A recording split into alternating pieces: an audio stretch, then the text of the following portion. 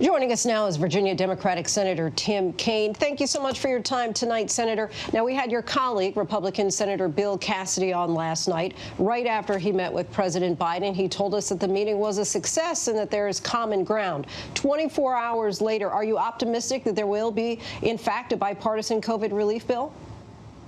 Lindsay, there's a lot of ways to get to bipartisan. So today we started the process to do a bill by budget reconciliation, which is a tool that's been used for significant bipartisan legislation, the CHIP program, Earned Income Tax Credit. It's also been used for very partisan efforts, like the effort to get rid of the Affordable Care Act and the tax cut in the Trump administration. Our hope is we can use this process to quickly deliver sizable relief to an American public still suffering from COVID. And my belief is that the bill is going to have significant Republican priorities as part of the bill. I'm not going to make a prediction about whether Republicans will vote yes or no, but I think we can put together a bill that will meet the standards of what the American people expect, and it will include Republican priorities. So you sound optimistic. The White House today said that the president still wants a $1.9 trillion relief package, and your colleagues in the Senate started the process to go it alone today. Republicans want $618 billion. Are both sides willing to give up something here in order to make this happen?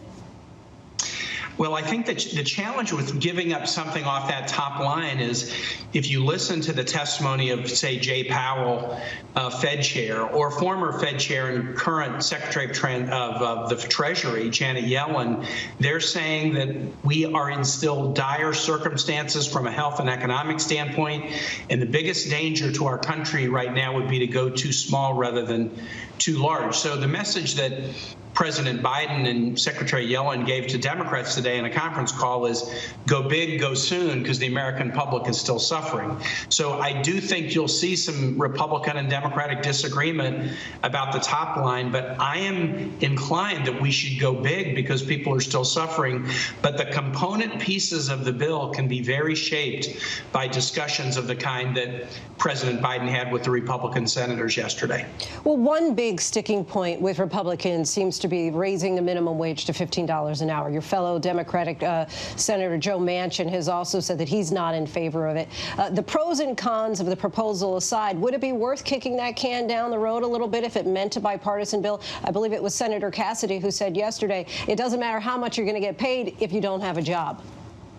Well, I'm a strong supporter in increasing the minimum wage, Lindsay. I know you guys have covered this. It's been so long since it's been raised, and we're in a situation now in much of the country. If you work full-time for minimum wage, and 2/3 of people who work full-time for minimum wage are women, and you have a couple of dependents, you will be at or below the poverty level in some, especially some high cost of living markets. I think we ought to have a minimum wage that's set at a level where you can work full time and with a couple of dependents not be below the poverty level. So I think we need to raise the minimum wage.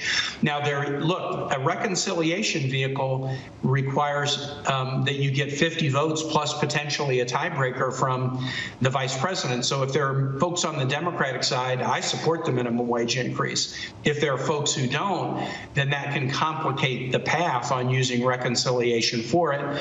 And I've heard the president say perhaps he'll narrow it down to raising the minimum wage for all the federal workforce, obviously federal employees, but also federal contractors. That would be something more within executive power to be able to do. So there's still a lot of options, and this will play out over the course of the next few weeks between now and early to mid-March. And turning now to the impeachment trial set to begin next week, you had proposed an alternative censuring President Trump, but you backed off of that today. If it becomes clear that the former president will not be convicted, would you consider reintroducing that proposal? Yes, Lindsay. Actually, I never introduced it. I've put it on the table for my colleagues to consider, and it's bipartisan. It's a bipartisan resolution under the 14th Amendment to the Constitution that would not only censure Donald Trump, but it would declare that the attack on the Capitol was an insurrection against the Constitution of the United States, and President Trump gave aid and comfort to the insurrectionists. What's the effect of that language? I believe the effect of that would be to bar President Trump from ever serving in office again, which is exactly the same effect that an impeachment conviction would have. The difference is you could do it with 60 votes rather than 67. Susan Collins and I developed this proposal bluntly today.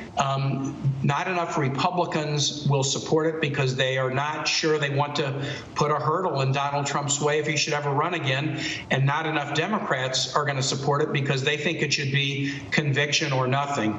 Here's my hope. The idea is now out and everybody understands this. If we get into this trial next week, Republicans, I think, are going to see some graphic and gruesome evidence that might make them think, even if I'm not going to vote to convict, we have to do something.